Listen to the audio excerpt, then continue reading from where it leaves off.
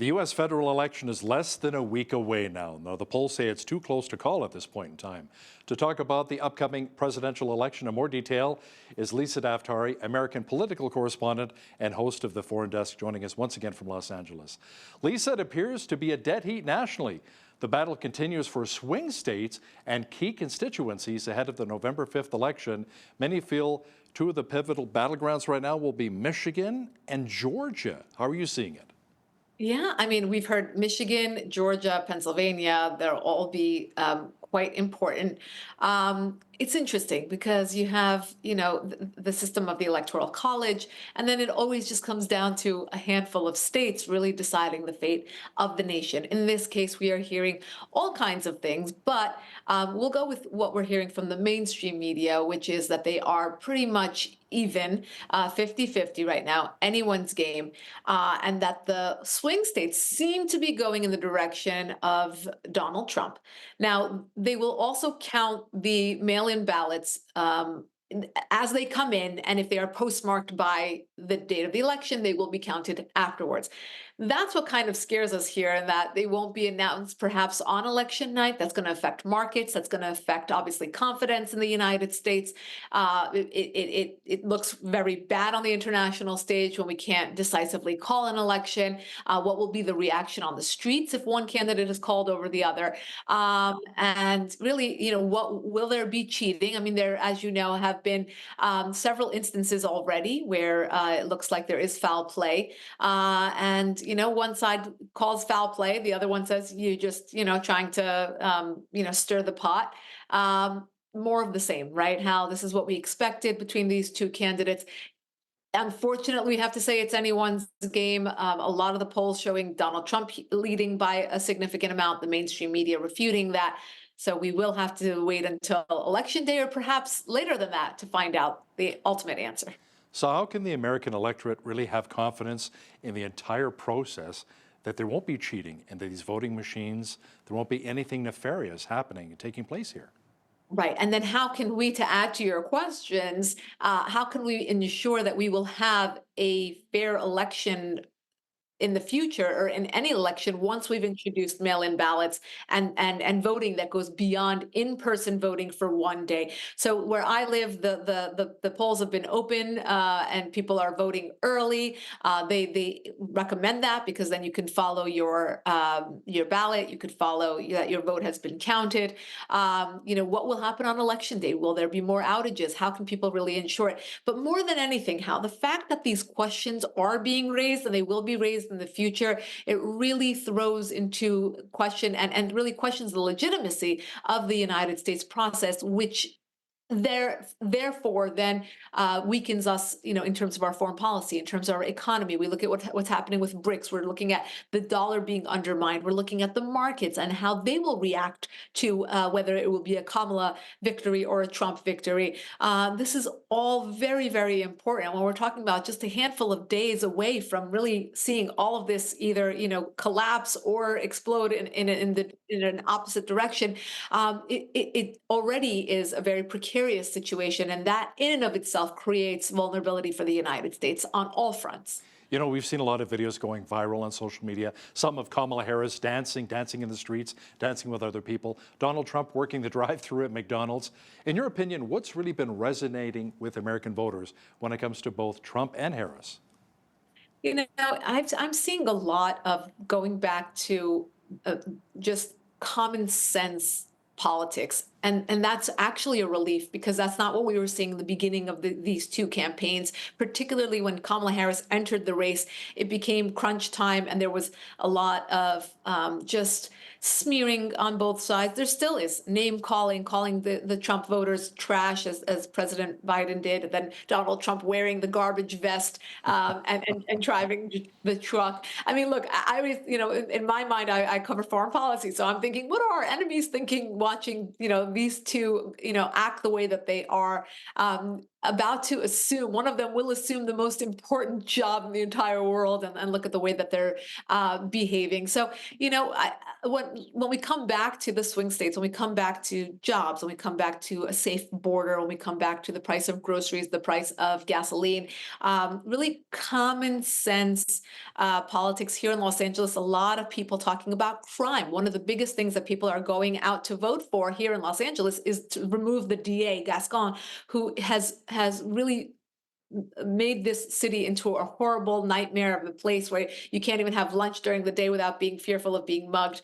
And I think that shows a lot. People are putting politics aside, putting their party aside, and voting for the common sense candidate who will stop the crime and will, bring back, consequences for all types of crimes and burglaries and such. So I think, again, Americans going back to common sense, the pendulum is swinging in all sorts of directions, but I do think that Americans are affected, both on the left and the right, more so on the left, with a very extreme agenda. The Democrats of today, Walz and Harris, are very different than the Democrats of, Bill Clinton's time and beyond. So, I think a lot of people coming to their senses and saying, we want to bring the country back to the center. And it might take to the next, presidential election cycle to really bring in candidates that represent American values on both sides, and really, make that their choice. Donald Trump, obviously, somebody who, people try to kind of diminish him as somebody who had those mean tweets. But I think a lot of Americans do find that his policies were middle of the road. They were representative of American values. They did defend our democracy. Our economy was doing much better. Our border was safe. Crimes were down. Prices were down. And perhaps that's what's drawing a lot of those people in the swing states to vote for him. But again, we have to wait to see how that all ends. Absolutely. Let's talk about the running mates here for just a moment. J.D. Vance and Tim Walz. From what you've witnessed so far, Lisa, who's had the stronger campaign? It obviously becomes Vance because he's a polished candidate. He speaks well. He's well educated. And if you saw the debate between the two, it was no brainer as to his performance versus Walz's performance. But I say that with the also bringing into the conversation the fact that a lot of Americans look at Walz and make the argument that, well, he's one of us. He's an average American. He's not polished. He doesn't speak as eloquently as Vance does, and Vance therefore is fake and a politician, and he's from this and that, and he's privileged and he's that, and he does come from humble roots, and he brought himself to where he is, Vance, and then Walz trying to really just represent the people and be kind of the guy next door and all of that. But I think it will come down to policy. I think one of the things that Americans are watching very closely right now is who will best take the country forward. It's not a good tagline for the Kamala Harris and Tim Walz campaign to say turn the page when they're the ones who are in office right now. So it's a little bit of a confusion for people. Some people are drinking the Kool-Aid and understand that this was a phenomenal PR campaign that really made people think that Kamala's change, where it's more of the same. And obviously Donald Trump was already president, and that will be more of the same. So the waters are definitely muddied, Hal. We shall see how this Absolutely. all plays out. Hey, the Democratic Political Action Committee published internal Trump campaign emails after an Iranian hacking group reportedly leaked them. Lisa, according to Reuters, the hackers recently started trying to pass off the emails to various media outlets which were uninterested in publishing the content. I really want to connect the dots on this one because it is not only an influence campaign, it's not only an interference campaign. Think about this, Hal. When our enemies, are rogue nations of the world and governments of the world, are in cahoots with one party over the other and have a preference in our presidential election. Foreign Our interference. enemies, We have that here in Canada, too.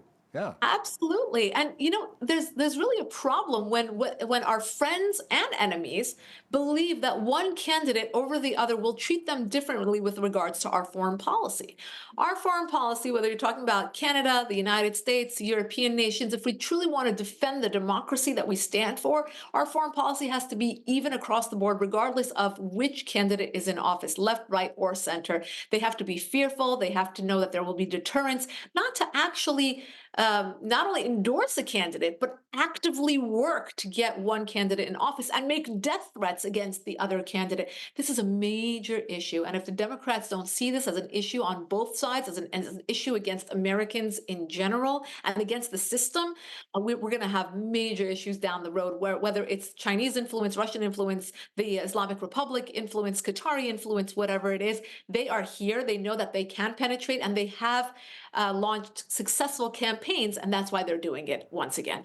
Let's talk about the war now between Israel and Iran.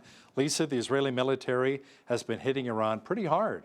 The Jewish state says it will continue to go on the offense against the world's worst state sponsor of terrorism, the Islamic Republic, if Tehran responds.